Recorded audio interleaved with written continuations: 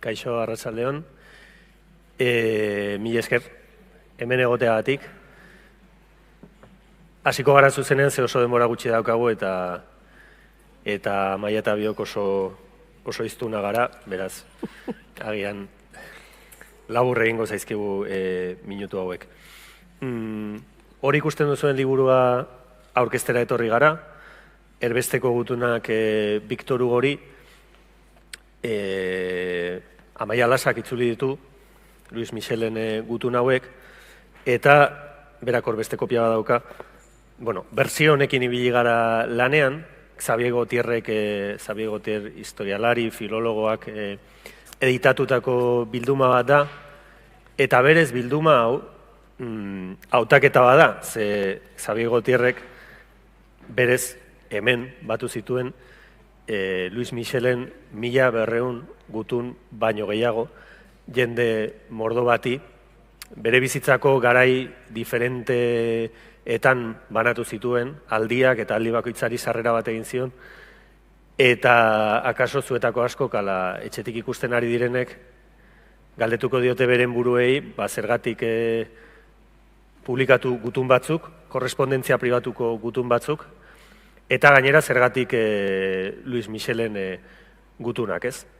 Bueno, duela 2 urte, esperimento bat egin genuen, izan zela Rosa Luxemburgek Sophie Libneti kartzelatik bidali zizkion gutunak argitaratzea, harrera ona izan zuen, eta gainera urte hurren baten ateetan egin genuen, izan zela 1918ko Alemaniako iraultzen mendeurrenari begira, ez? Datorren urtean, 2021an, espero ezagun asko urte hobea izango dela, 150 urte egingo ditu Parisko komunak, Parisko komuna batzuentzat, Pariseko komuna beste batzuentzat, eta Luis Michel izan zen, bertan egon zen iraultzaile nabarmenetako bat esaten dut oso iraultzako lala izan zelako, eta gizon eta emakume mordoa egon zirelako, liburuko sarretan jasotzen ditugu haien izenetako batzuk, jende pila batek parte hartu zuen iraultzaietan. Beraz, pentsatu genuen, urte hurren badator, gutun batzuk daude, eta gainera gutun horiek, konektatzen dute 19. mendeko idazle handi batekin, eta ematen digute aukera, eta hori da alde handietako Rosa Luxemburgen gutun haiekin, iraultzaile baten, iaia esango genuke, helduaroaren hasieratik, ez? Bere garapen guzti hori ezagutzekoa, ez? 25 urte uste dut direla, lehenengo gutunetik azken gutunera dauden urteak, eta hor gertatzen da denetarik, orain Amaiak kontatuko dizuena, baina nik bukatuko dut sarrera nahi baduzue, ez dakit, genealogiatxo hori, ez? Beraz, Erbesteko gutunak Victor Hugori. Egia da hor, trampa txiki bat egin dugula, ze hasieran Luis Michel ez dago Erbestean, naiz eta Victor Hugo momenturen batean badagoen Erbestean, gero Luis Michel kartzelan egongo da, baina ezin genion berriro ere liburu bati kartzelako gutunak jarri, eta gerora berriro Erbeste luze horretatik, Kaledonia berritik Luis Michel itzuliko da, eta gainera beste toki askotan ibiliko da, baina bai pentsatzen genuela Erbestearen ideia horrek ongi funtzionatzen zuela personaia eta gutun harreman hori definitzeko, ez? Beraz, zer aurkituko duzue liburu honetan? Alde batetikan gutun horiek, eta gero, egin dugu, akit topikoa dela, baina tresna diferenteak sartu ditugu kaxa honetan, osatzeko Luis Michel nor izan zen, eta zertan aritu zen testuen mailan.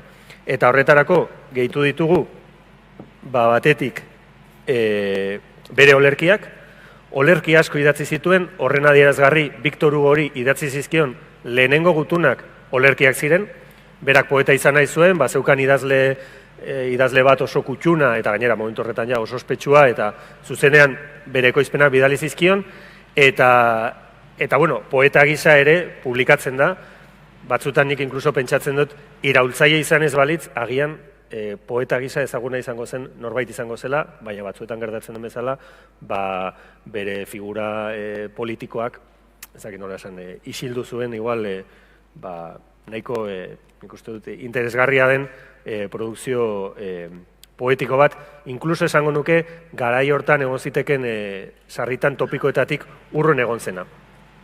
Eta bukatzeko, zer gehiago sartu dugu? Bueno, idatzi zituen testu politiko asko bere bizitzan, kasu batzutan aldarriak, historia liburu bat Pariseko komunari buruz, antropologia ikerketak, bere memoriak ere idatzi zituen.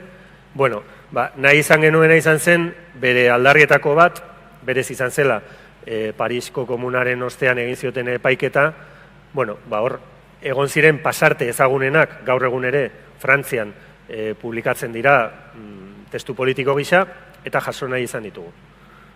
Testu gehiago daude, naiz eta liburu oso luzea den, ez den, baina horiek zuek ikusiko dituzue. Tartean, Amaiak egindako hitzaurre bat, Nora Arbelbidek egindako hitzatze bat, eta konpilazio lan hauek guztiak egin dituen Xabier Gautierren baita ere pare bat testu kritiko aurkituko dituzue. Gabon, Amaia? Bueno, nik esan behar dut, Rosa Luxemburgoren gutunen ideia nik emanion bezala edoiri, berak niri ezagutu arazi, bueno, liburua ematerakoan, ezagutaraztu dit Louis Michelen nortasuna. Behin baino gehiagotan eskertu diot, ze oso emakume, bueno, berezia bakarrik izan zen emakume trebea, pizkorra, azkarra, salua, eta feminista iraultzaile sutsua. Eta beregan, etzen egon praxisa eta teoriaren aldean, baina inungo arrakalarik, baizik eta bat egin zituen. Beak, eta gaina feminista bezala, ez da bakarrik emakumea delako, baizik gene feminismoaren mundua ikutzen dulako, teorikoki ikutzen dulako. Eta hemen dator bere esaera bat, nik esaten dut feministak, betidanik ari garela emakume berria sortzen. Beti aipatu izan du da, gizon berriaren sortu behar dala, ez da? Eta, guk aldarrikatu dugu beti feministok emakume berriaren sorrera. Eta hain zuzen Louis Michel izan zen hoietako bat. Orduan, honela aipatzen du, batzuk emakumea aparteko leinu bat egiten ahalegindu dira. Zapaltzen dituen indarpean, gertakariaren poderioz. Ez gara horretarako galdetuak izan, eta ez dugu erreferenterik edo nori galdatu eduki. Mundu berriak elkartuko gaitu gizon eta emakume libreak, non izaki bakoitzak bere lekua izango duen. Baita ere, berak nolabait bi hitzetan beretzako utopia zer den esplikatzen digu, eta gogorrak aipatzen dut bere hitzak, bere hitzak aipatzen ditut. Gogorrak dira garaiak, baina ez dira betirako. Aurrera egitea da beti erekoa. Odei ertzean, ideal berriak ezarriz, lehen utopia zena egi bihurtzea gaur. Bera, gaztelu batean jaio zen, ama zerbitzaria zen, eta gazteluko semearekin, maite mindu zen, askotan gertatzen den bezala, seme hori probetxatu, zen Louis Michelen amarekin, aurdun geratu zanean, aitak ama utzi egintzun, eta baita ere baztertu, erabat bere alaba. Eta gainera, zalantza ez bete zuen, Louis Michelen bihotza esan zion, bera ez zela bere aita, baizik bere aitona zela. Eta, disparate ikaragarriak esaten dizkion, Zoazemendik eta horrelako gauzak. Baina, bere alde eukizitun aiton eta amonak, hau da, seme horren gurasoak, eta oso progresistak zirelako, bere etxean hartu zuten bai Anne-Marie Michelen ama, eta Bea, eta laguntza izan zuen. Eta ez bakarrik ekonomikoa, bezikane kultura aldetikan. Orduan, txikitatik, neskatila zenetik, oso ezik eta zaindua izan zuen. Eta doai handiko neska izanik, o emakumea izanik, ze musika egiten zuen, antzerkia, beti bere gogoa izan zen idaztea. Eta halako batian, Victor Hugo idazle ospetsuari 30 urteren aldea zeukaten, idatzi zion gutun bat, eta, sorpresa, Victor Hugo ere erantzun egin zion. Eta hortikan, hasten da harreman,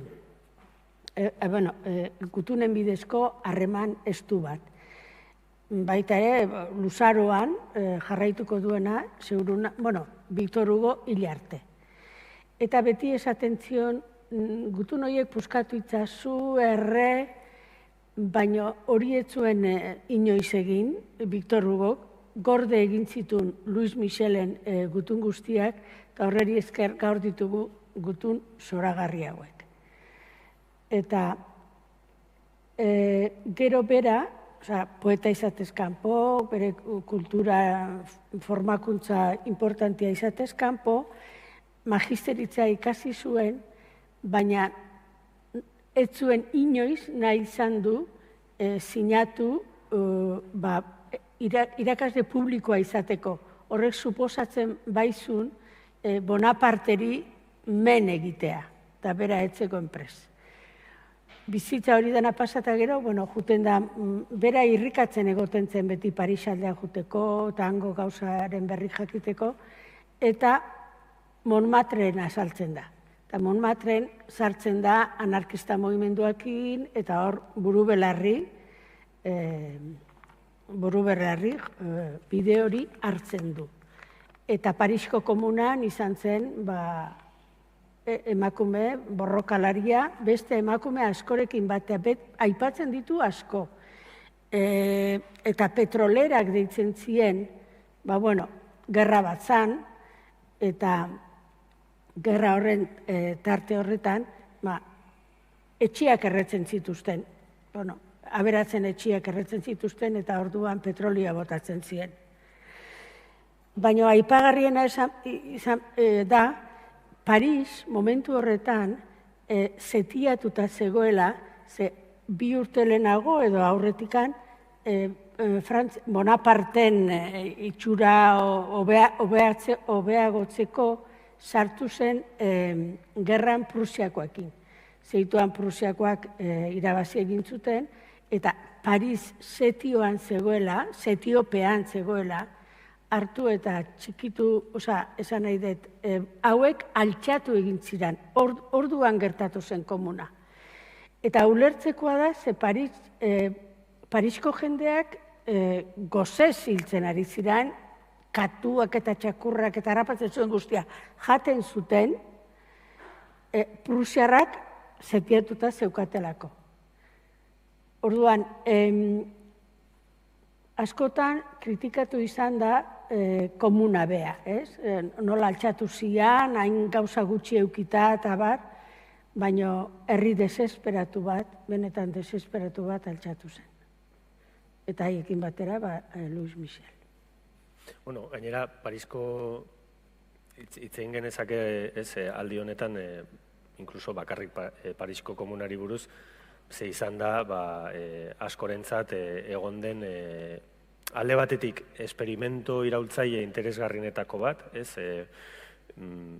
beren burua kudeatu zuten, horrek esan nahi duen guztiarekin. Kontuan hartu behar da, nire ustez bi gauza interesgarri, batak literaturarekin lotura daukana, eta besteak historia soziologikoarekin iaia, ez? Parisen bizi ziren milaka persona Frantziako gainontzeko toki pobretuetatik ara bizitzera joan zirenak, eta aldi berean Parisen Frantzia zituen 36.000 udalerrietan udaletxea hautatzeko aukerarik ez zeukan bakarra. Alegia, enperadoreak aukeratzen zuen, ez soilik bere udaleko burua nori izango zen, baizik eta auzune bakoitzeko burua nori izango zen. Orduan, iraultza gertatzen denean, egiten dena da, guztiaren, batzuk deitzen diote, historia liburu batzutan aipatzen da, erabateko autodeterminazio ariketa bat dela, guztiaz arduratzen direlako. Alegia, arduratzen dira kantina martxan jartzeaz, arduratzen dira osasun sistemaz, arduratzen dira hezkuntzaz,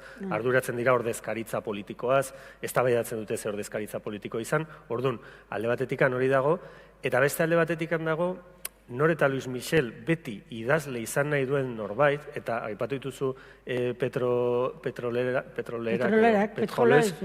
oso importantea da hori. Zergatik, ze lotura du idazleekin, Paul Litzkik duela 40 bat urte liburu bat argitaratu zuen idazlea komunaren kontra. Idazleak izan ziren funtsezkoak komuna gertatu ostean, komunaren satanizazio horretan. Paul Litzkik egiten duena da, konpilazio bat tematikoa, esplikatzeko nola, Frantzian momentu hortan zeuden fikziozko idazle ia guztiak, oso gutxik enduta, Berlin izan daiteke horietako bat, egon ziren komunaren kontra. Eta beraien fikziozko lanetan, zentrala izan zen, irudikatzea, bai, desklasatutako intelektuala, langile politizatua, emakumea, gaztea, bizirauteko lapurretan eritu behar dena, hoie guztiekin personaiak egiten zituzten, eta lan txikitxo, baina nahiko monumental honetan Polizkik egiten duen bezala, logikoki, komunako porrotaren ostean, milaka hildako, milaka erbesteratu eta bar, fikzioak eduki zuen toki oso importantea, jendeak oso irudi, eta bereziki Parisetik kanpoko jendeak, oso irudi txarra edukiz ezan, gertatu zen iraultza horretaz. Iraultza horrek nahi zuen bakarra, nahi baldin bada, nahiz eta ekipo asko zeuden iraultza horretan, askotan gertatzen den bezala, zen, edo kakotxartean, errepublikak, 1789tik hasi zuen bide hori, jarraitzea, eta ez egitea, Napoleonek egin zuen bezala, eten, demokrazia bertan bera utzi, eta barrez. Orduan, zergatik aipatzen dut idazleena?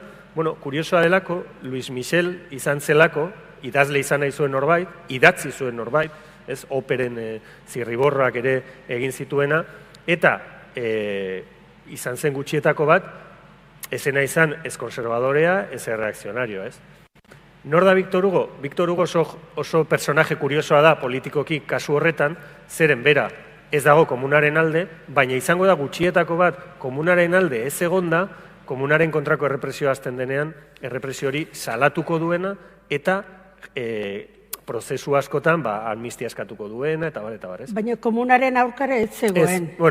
Da gutxietako bat hor, tarteko posizio bat hartzen duena, Beak esaten zuen, oso gauza ona zela, baina erabat gaizki organizatua. Ez dakit hori esan zuen, Baina gero buru belarri sartu zen komuneroak defenditzen. Bai, hori bai. Bai. Baina etzion kontra ere, berez. Baizik nola egin zen, Baina gero baita ere, Parisko herria nola altxatu zen ikusita, baita ere, hor dago liburu bat, gogoratzen zera, aste odoltsua, nola zapaldu zuen herria, eta harrapatzen zuen guztia, zapaltzaileak, Thiers izeneko general horrek, nola jata txikitu intzitun. Badago, ze oso denbora gutxi daukagu, Amaia, diotze asko komentatu dugun gaietako bada, eta norak hitzatzean ere aipatzen du, badago beste pasarte batez, komuna gertatzen da, hor, buru bereziki exekutiboan egon direnak fusilatzen dituzte, eta beste jende importante bat egiten dutena da, ez fusilatu, ez kartzelan sartu, baizik eta erbestera bidali, Kaledonea berrira bidaltzen dute, eta jaso ditugun poemetako, 7 poemetako gehienak bidai horren ingurukoak dira, horregatik daude olatu batzuk hor, Luis Michel izan zen persona bat, beti amestu zuena txikitan itsasoarekin, baina itsasoarekin izan zuen lehenengo harremana izan zen bortxaz erbesteratu zutenean, eta beraz zigor bat, paradoxa hori, iaia, Borgesen ipuin horretan gertatzen den bezala, hainbeste ur eta ezin edatea, ez? Orduan, Kaledonia berrira bidaltzen dutenean, hor bera harremanetan egongo da lehenengo aldiz, hain justu ere kolonialismoarekin, ez? Zuk esate zenuen bezala, ez? Praktikak eta teoriak bat egite duten toki horretan, eta hartuko du komuna zale edo komunero gehienen kontrako bidea.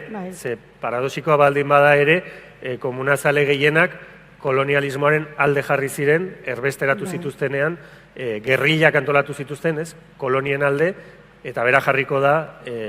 Kanakoen alde. Hori da. Kaledonia berriko biztanleen alde, hizkuntza ikasiko du, eta eskolak antolatuko ditu, Kanakoen seme-alabei, behen hizkuntzan irakasteko. Eta behan zegoela, ikaragarrizko matxinada egontzan, matxinadarik importantenetako bat, eta bera bakarrik atera zen haien alde.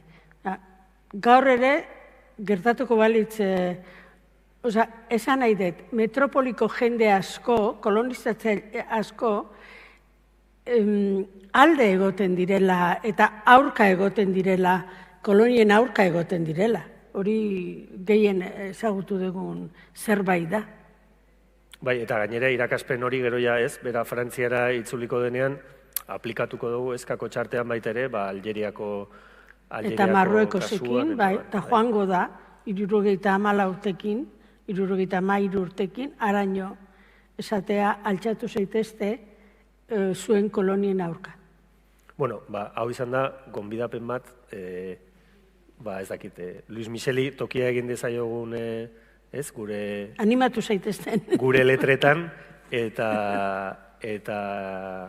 bueno, ni itxaropentsua naiz, ez da, torren martxoan beteko den, bueno, berez, Kristin Rosek esaten duen bezala ez, asko ikasteke dugu, ez, komunatik, berak luxu inkluso deitzen dion antolakuntza esperimentu horretatik, gero, sarritan bezala porrote odoltsu batean bukatuko dena, baina, bueno, joango gara iragartzen, oraingoz liburua da etorri zaiguna, baina entzun dudanez, izango ditugu, bueno, pieza gehiago, ez urte hurren hori ospatu, gogoratu, eztabaidatu, ikertu, eta Amaia, mila esker, itzulpenaren gatik, eta berriro ere hemen martxan egoteagatik. Lana emateagatik. Mila esker etortzeagatik. Bai.